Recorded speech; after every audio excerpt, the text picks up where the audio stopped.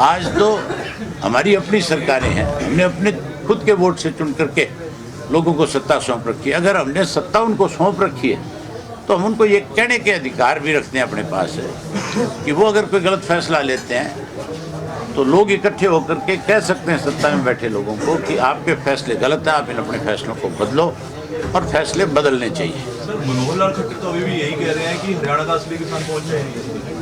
मनोहर लाल खट्टर तो खुद किसान नहीं है। मनोहर लाल खट्टर ने सारी उम्र कपड़े की दुकान के ऊपर बैठ करके कपड़ा बेचने का काम किया। ये मनोहर लाल खट्टर ने खुद ने स्वीकार किया। मनोहर लाल खट्टर अगर किसान के घर में पैदा हुआ होता है तो आज इस तरह की बात कहने की बजाय आज किसान की पैरवी करता, और जहां हरियाणा सबसे बड़ा किसान का हब है उसके साथ खड़ा होकर के उससे न्याय करवाता। लेकिन हरियाणा की सरकार ने तो पानी के वाटर कैनन चलवाए सबसे ज्यादा किसान, उसका खामियाजा भुगत रहे हैं कि नहीं।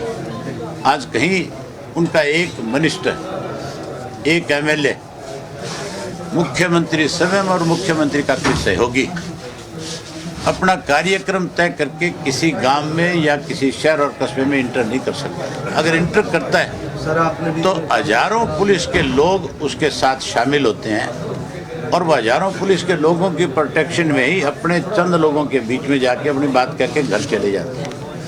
प्रजातंत्र में ये सब चीजें नहीं हो सकती। लंबे जद्दोजहद के बाद भी हरियाणा में एसवाईएल का पानी नहीं पहुंच पाया, क्या करेंगे? इसके लिए सबसे बड़ा जिम्मेवार कोई है तो देश का प्रधानमंत्री है, प्रदेश का हमारे का मुख्यमंत्री है।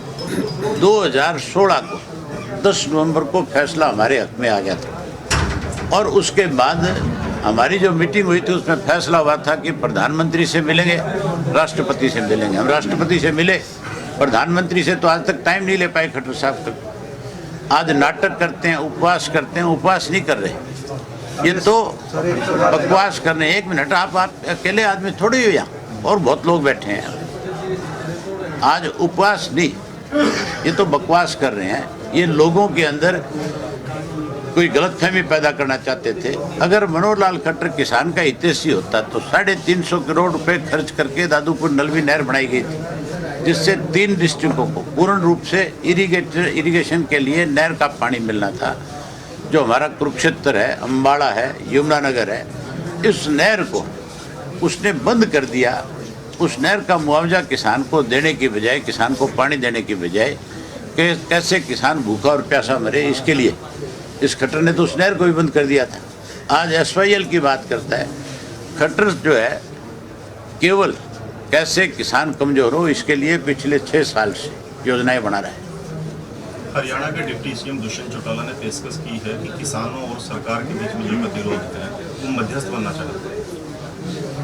लोगों के बीच में जाए ना, अखबार में स्टेटमेंट क्यों दे? लोगों में जाओ, लोगों से पूछो, लोगों के मध्यस्थता करो। किसान नेताओं ने तो उनकी बात को ठुकरा दिया। उन्होंने तो साफ कह दिया।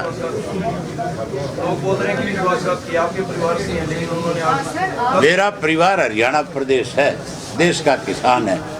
मेरे घर में कोई निकम्मा पैदा हो जाए तो इसका मतलब ये थोड़ा ही है कि मैं उसको उसकी गलतियों का सारा दिन सफाई देने का काम करूँ। तेरे घर में भी तेरे जैसे पैदा हो सकते हैं 2-4 गलती। सर, बीजेपी का एमएसपी तक अब तक कोई पहुंच नहीं पाया।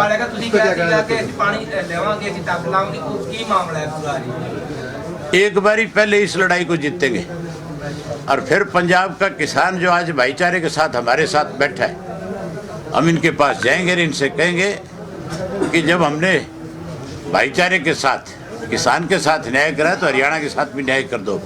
और पंजाब का किसान, मुझे पूरी उम्मीद है, न्याय करेगा। लड़ाई तो किसान से ही नहीं, लड़ाई तो पानी की सरकार से है। किसान से कोई लड़ाई नहीं है। किसान ने कहीं जाकर के नहर को बंद करने का काम नहीं किया। पॉलिटिकल लोगों ने जाकर के नहर बंद करी थी। अकाली दल और बीजेपी के लोगों ने जाकर उस नहर को मूंदने का काम किया था। कांग्रेस उसमें सहयोग कर रही थी।